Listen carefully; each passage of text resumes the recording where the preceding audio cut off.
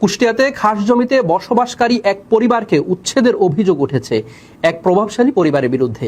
ভুক্তভোগীর দাবি, প্রভাবশালী জাফর ও আনিসুর রহমান খাঁ পরিবার এই জায়গা থেকে উচ্ছেদ করতে উঠে পড়ে লেগেছে। এদিকে ২৬ বছর ধরে সরকারি খাস জমিতে বসবাস করছেন এই পরিবার। বিস্তারিত জানাচ্ছেন NH সোহান, ক্যামেরায় ছিলেন লাল হাসান। কুষ্টিয়ার মিরপুর উপজেলার পোড়াদহের আহমদপুর গ্রামের সরকারি জিকের ৩% জায়গায় প্রায় ৩ দশক ধরে বসবাস করছেন আনোয়ারা নামের এক স্থানীয় বিধবা নারী। কিন্তু তাদের অভিযোগ, প্রভাবশালী পরিবার মৃত নুরু খাঁর ২ ছেলে জাফর খাঁ ও আনিসুর রহমান খাঁ আশেপাশে জিকের খাল আমাদের জায়গার উপর দিয়ে খনন করা হয়েছে বলে এই জায়গা নিজেদের বলে দাবি করেন। আনিস, জাফর এরা হচ্ছে নুরু খাঁরি জমি, আর মেন হচ্ছে আজিবার খান সওয়াল, স্বপন আর ইকবাল, এই দুটো উদ্ধারের কথা বেশি। স্থানীয়রা বিষয়টি মানবিক বিবেচনায় সামাজিকভাবে নিষ্পত্তি করে পরিবারটির পাশে দাঁড়ানোর কথা জানান।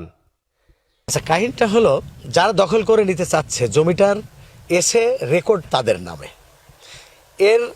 এই এসে রেকর্ডের যে জমিটা তাদের নামে, তার বেশিরভাগ জমি সরকার এই ইরিগেশনের জন্য ক্যানেল প্রবাহিত হয়ে যাওয়ার কারণে অধিগ্রহণ করার পর ওইখানে একটা কর্নার তৈরি হয়। সেখানে আলতাফ নামের একটা ছেলে, তার মা অসহায়, তার কিচ্ছু নেই, একেবারে ভূমিহীন। তার সাথে এই জমির যে মালিক মরহুম নুরুল ইসলাম খান, উনি ওনার এই নানা জায়গায় চলাফেরা দেখে, এবং ওনারই গরু পুষত, এই ইতিহাস আমরা শুনেছি। ওই গরু পুষতে যে ওর সাথে একটা সম্পর্ক তৈরি হয় আর বলে যে তুই এখানে বাড়ি কর, তোকে এই জমি আমি দিয়ে দেবো।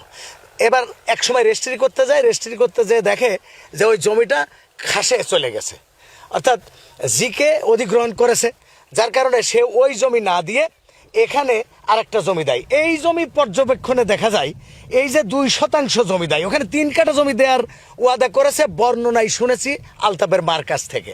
কিন্তু উনি রেজিস্ট্রি করতে যে 2% জমি দেয়, সেই জমি পর্যবেক্ষণে দেখা যায় সেটাও সরকারি সামান্য একটু জমি হতে পারে তাদের, তা দিয়ে 2% মিলায় দেয়। আমার প্রশ্ন হলো, 3 কাঠার জায়গায় 2% জমি এমন জায়গায় দিল, সেখানে কেউ বাড়ি করা সম্ভব নয়। কিন্তু ওনাকে যে শর্তে জমিটা দেওয়া হয়েছিল, শর্তটা ছিল আমি বাড়ি করব।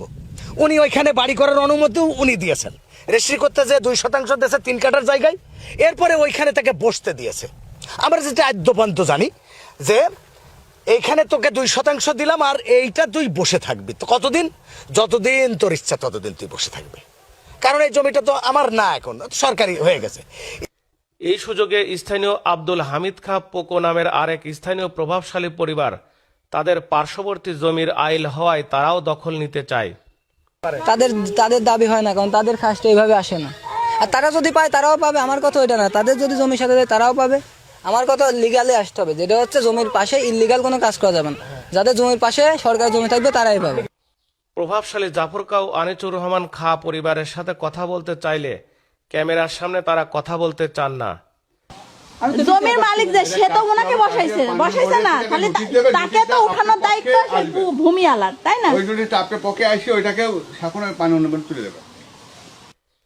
এ বিষয়ে মিরপুর উপজেলা নির্বাহী কর্মকর্তা বলেন, লিখিত অভিযোগ পেলে তদন্ত করে প্রয়োজনীয় ব্যবস্থা গ্রহণ করা হবে। NH সোহান, সকাল সংবাদ, কুষ্টিয়া।